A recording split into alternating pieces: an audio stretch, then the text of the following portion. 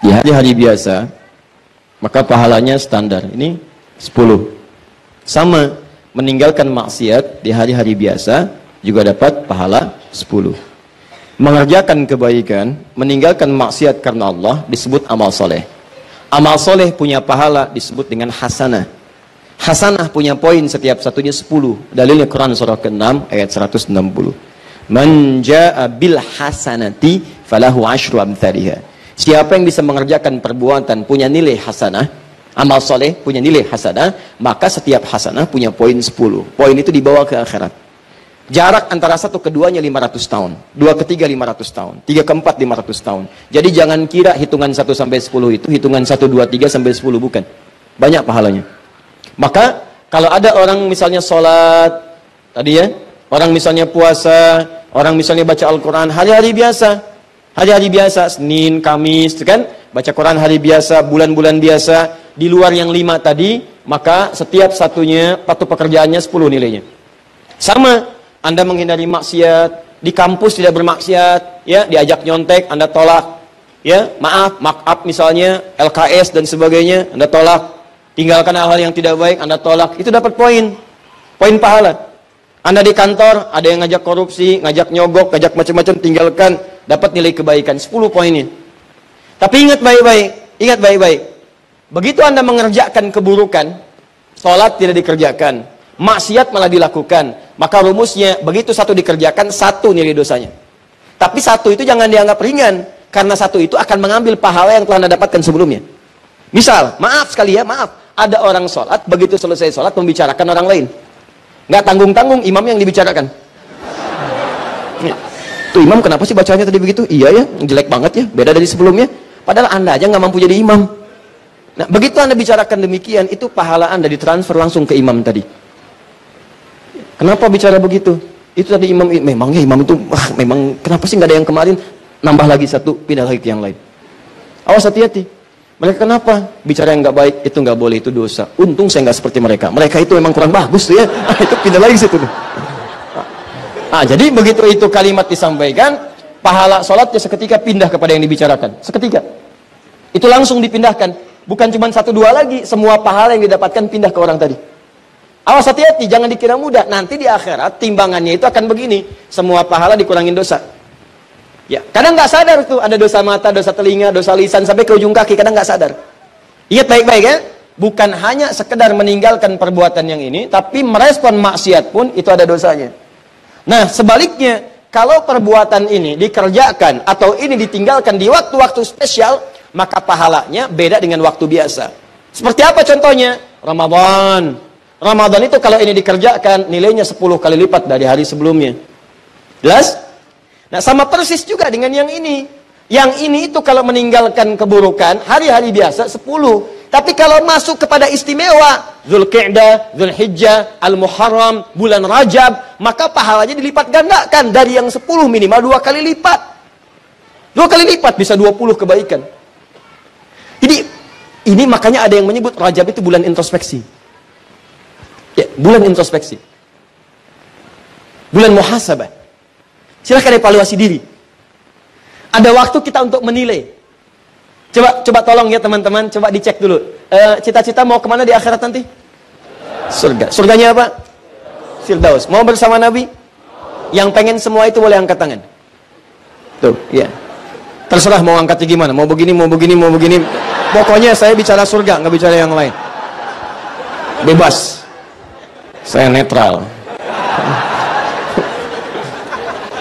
Saya udah bosan dengan pertanyaan itu. Ustaz, sekarang ada tahiyatnya 2 versi. Bagaimana? Ada tahiyatnya begini, ada tahiyatnya begini katanya kan.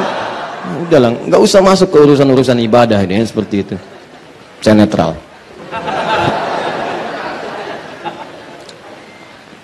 Kemarin di PTM saya nanya sholat subuh jam berapa?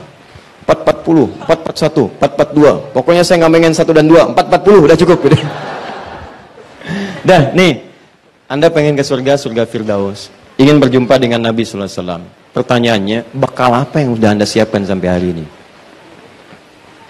Sedangkan rumusnya nanti kan, pahala itu dikurangi dosa. Nah, sekarang jujur dah. Untuk ke surga itu kan bekalnya pahala. Amal soleh. Buka Quran surah kedua ayat 25. Quran surah kedua ayat 25. Paling kanan sebelah atas di mushaf. Wa basyiril ladzina amanu wa 'amilus shalihat anna lahum jannatin tajri min tahtihal. Berikan kabar gembira pada orang-orang beriman dan beramal soleh. Kami telah siapkan surga untuk mereka. Jadi ke surga itu bekalnya pahala amal soleh. Sedangkan maaf sekali, dosa akan menjerumuskan seseorang kepada neraka. Neraka itu nggak ada bekal lain kecuali dosa. Sudah. Quran surah keempat ayat 56, paling kanan sebelah atas. Innal ladzina kafaru bi ayatina sawfa nuslihim nara. Orang-orang yang ngumpulin dosa saat di dunia, ingkar terhadap perintah kami, disuruh kerjakan nggak mau, disuruh ninggalkan malah dilakukan. Orang-orang yang begitu kasih kabar kepada mereka, kami akan celupkan mereka ke neraka. Jadi kalau orang banyak dosanya udah pasti neraka. Orang banyak pahalanya pasti surga. Orang setengah-setengah, ini 50, ini 50, tempatnya A'raf. Di tempat antara neraka dan surga. Al-A'raf namanya. Makanya turun surah ke-7 Al-A'raf. Rahasianya di ayat ke-45 sampai 46. Dia nunggu di situ sampai selesai hisab. Baru setelah selesai hisab dimasukin ke surga. Hisab itu kalau berlangsung sehari saja, nunggunya sampai 1000 tahun. Itu tuh. Sedangkan Anda nggak ada yang nggak ngacung tadi, semuanya pengen ke surga, bekalnya Firdaus. Kita sepakat ke surga itu bekalnya pahala. Awas, dosanya tipis. Kalau bisa nggak ada. Sekarang saya tanya pada Anda, siapa yang dosanya tipis? Angkat tangan. Ayo, ayo saya pulang. Siapa yang nggak punya dosa? Angkat tangan. Ayo. Siapa yang sedikit? Yang banyak? Yang banyak sekali. Tuh, kan? Pengen ke surga, dosa banyak, gimana? Ketawa lagi. Enggak, saya pengen merenung, coba renungkan.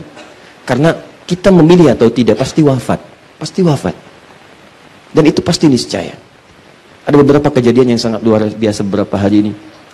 Saya dapat telepon dari ibu, kita ngobrol, kasih tahu, nak kemarin ibu fulana yang punya majlis ta'lim itu, Masya Allah katanya.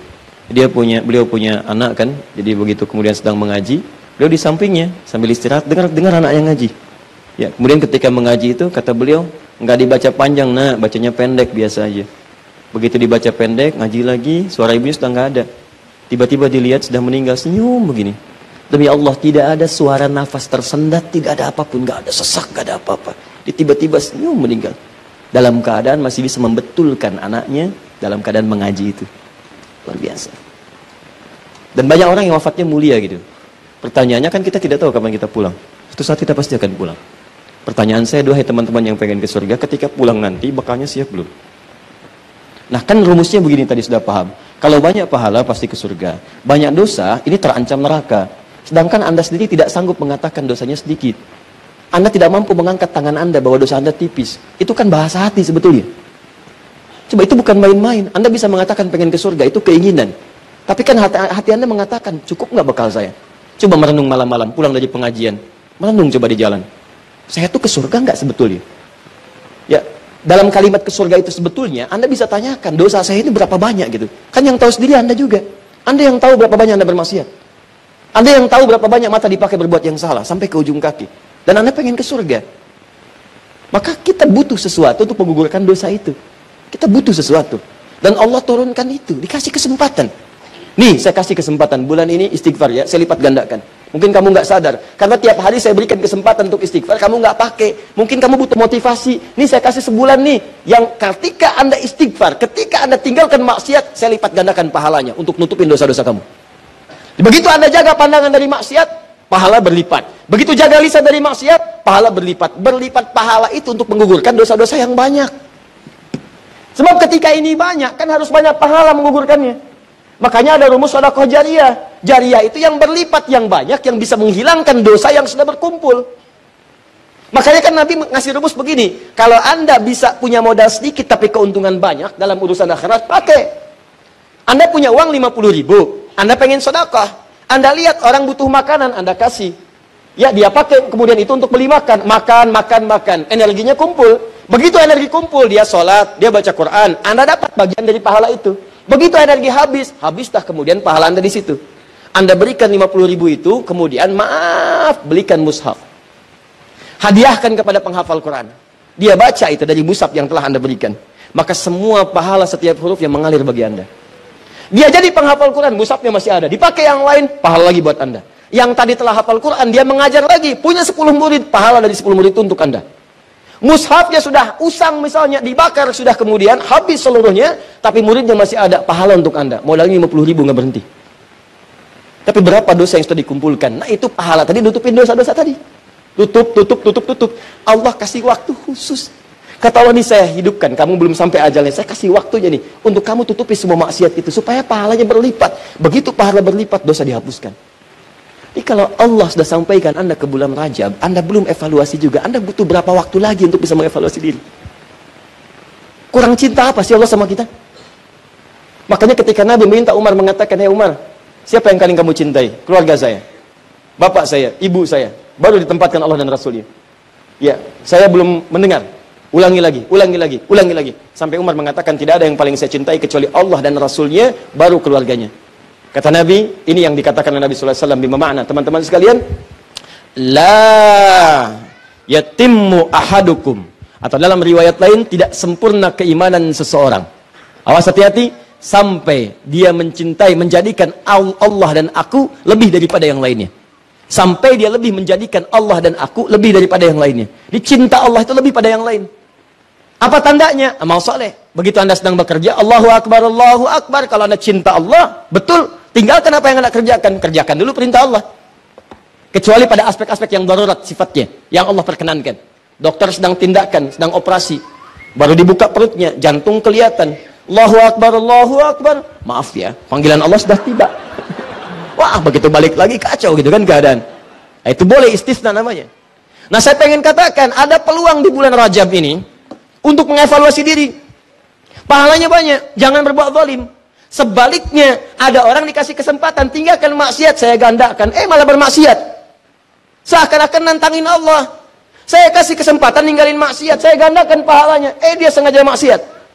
Mata pakai maksiat lagi, telinga dengan maksiat sampai ke ujung kakinya. Maka kata para ulama, orang seperti ini ketika dia diberikan kesempatan untuk meninggalkan maksiat, malah dia kerjakan, maka dosanya berlipat dari hari sebelumnya.